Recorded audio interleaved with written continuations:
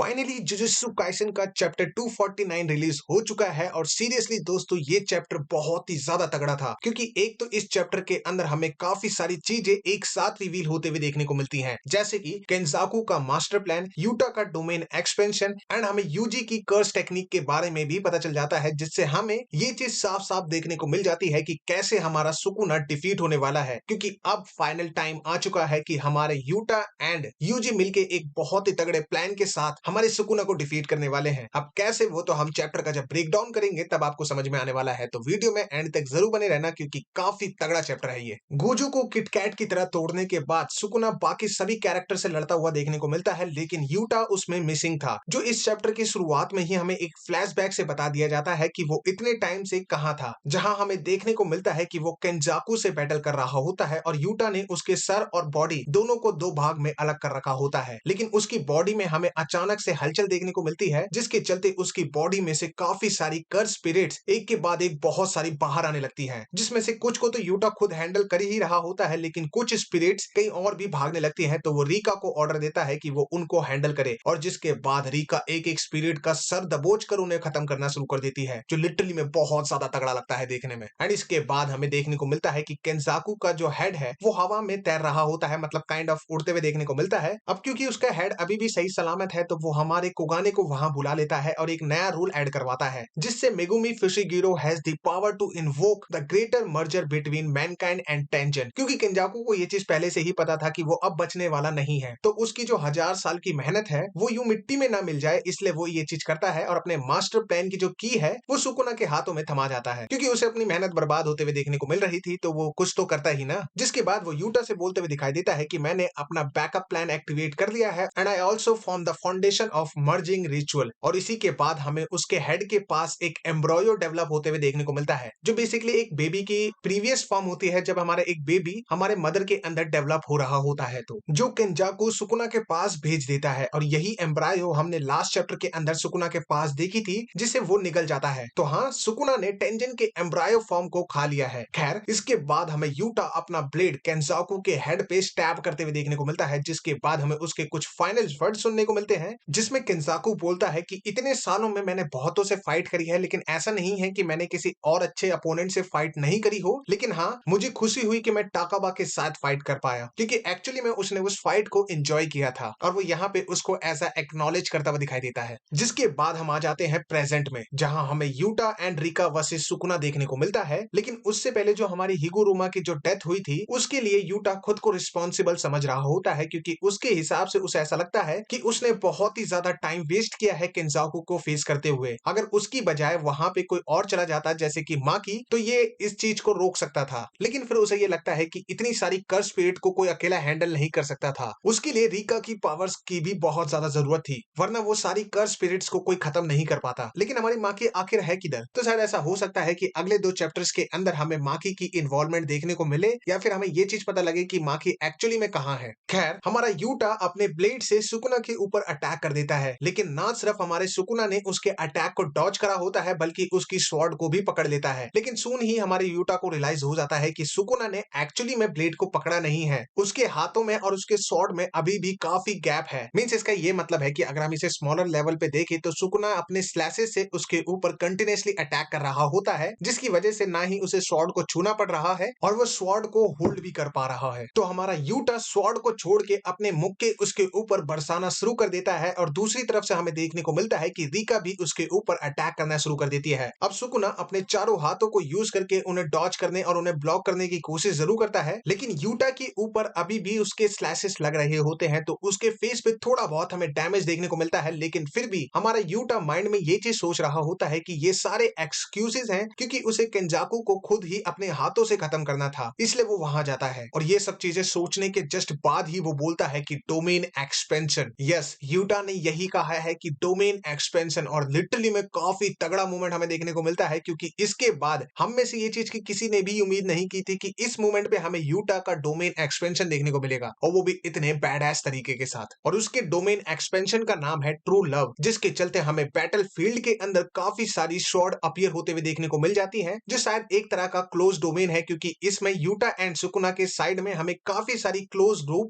देखने को मिलती हैं, जो काइंड ऑफ इन्हें घेरे में रखती हैं। एंड यूटा यूटा की बंकाई, अरे यानी कि डोमेन एक्सपेंशन, क्योंकि काफी हद तक सिमिलर देखने को मिलती है हमारे ब्याकुआ के बंकाई सैनबोन जाकुरा की तरह। और इसके अगेंस्ट में सुकुना अपने दो हाथों से एक सिंपल डोमेन एक्सपेंड करता है जो काइंड ऑफ उसका डिफेंस बैरियर की तरह काम करता है। लेकिन यूटा तेजी से आके बैटल फील्ड में एक स्वॉर्ड को ग्रास्प करता है और वो सुकुना के ऊपर अटैक कर देता है, जहां पे वो ये चीज मेंशन भी करता है कि इस डोमेन में वो फाइनली सब चीजों को खत्म कर देगा। और सुकुना के चेहरे पे हमें एक्चुअली में इस अटैक से उसके ऊपर डैमेज पहुंचते हुए देखने को मिलता है, जिसपे वो बोलता है कि आई गॉट इट, कि तुम्हारा मास्टर प्लान क्या है आखिर। क्योंकि वो मेगुमी की मेमोरी से ये चीज पहले ही देख लेता है कि यूटा की जो कर स्पिरिट टेक्निक है वो है एक्चुअली में कॉपी। एंड यूटा अपने डोमेन एक्सपेंशन में श्योर इफेक्ट काउंटर मेजर को यूज करेगा, जिससे वो कुछ भी नलीफाई कर सकता है और उसका अटैक लगेगा ही, इसकी पूरी गारंटी होती है। जिसके चलते वो उसके दो हाथों और मुंह को ब्लॉक कर देगा, क्योंकि इसके लिए उसे अपना जो सिंपल बैरियर है उसे बना के रखना पड़ेगा। इसका मतलब है उसके उसमें दो हाथ लगेंगे और उसका मुंह कंटिन्यूअसली चैंटिंग करता रहेगा। लेकिन ये प्लान अभी थोड़ा सा इनकम्प्लीट है, क्योंकि इसे पूरा करेगा हमारा यूजी इटाडोरी, जिसमें वो मेगुमी की सोल को ग्रैब करके सुकुना की बॉडी को टियर करके उसे बाहर निकालेगा, जो काफी तगड़ा प्लान है। और इस पे सुकुना खुश भी होता हुआ दिखाई देता है और वो यूजी से बोलता है कि चल तुझे फाइनली कुछ करने का मौका मिलेगा इससे, काइंड ऑफ उसकी बेइज्जती करते हुए। और इसी के साथ हमारा ये चैप्टर 249 यहीं पे खत्म हो जाता है। और हमें इसके बाद ये चीज भी पता लग जाती है कि कैसे इस सीरीज का मेन कैरेक्टर यानी यूजी इटाडोरी हमारे सुकुना को डिफीट करने वाला है, क्योंकि एक्चुअली में वही करेगा, क्योंकि वही इस सीरीज का मेन कैरेक्टर है। और वो कैसे करेगा ये सवाल हमारे दिमाग में हर किसी के पास था, लेकिन अब उसका आंसर हमें थोड़ा बहुत देखने को मिलता है। तो नेक्स्ट चैप्टर डेफिनेटली बैंगर होने वाला है, क्योंकि इसके अंदर हमें Yuji and Yuta versus Sukuna की बैटल देखने को मिलने वाली है, वो भी काफी तगड़े तरीके से। तो इसी के साथ हम वीडियो को यहीं पे रैप अप करते हैं। लेकिन आपको वीडियो पसंद आती है तो वीडियो को लाइक करना बिल्कुल ना भूले and do subscribe the channel for more enemy related content. बाकी मिलते हैं किसी और कमाल की वीडियो के साथ, तब तक के लिए जय Hind and thanks for watching.